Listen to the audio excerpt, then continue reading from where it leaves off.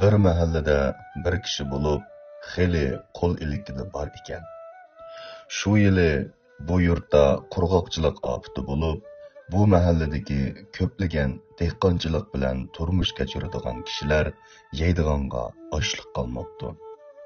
Shuning bilan haliqi kishi qo'shnisining tez kundan o'tib olishi uchun uningga bir xalta ochliq beribdi.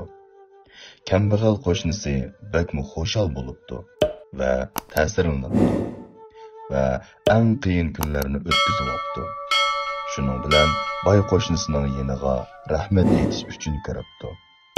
Ular paranglashish jarayonida boy kishi kambag'al qo'shnisining yanala ochliq to'g'riliq qiyinchiligi borligi, hatto atiyozda uruqliqni qanday hal qilishnimi bilolmayotganligini bilibdi.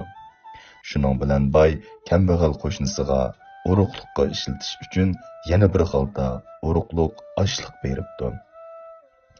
Namrat qo'shnisi bakmi xo'shal bo'libdi va boy qo'shnisiga ko'p rahmatlarni aytib, uyiga qaytibdi.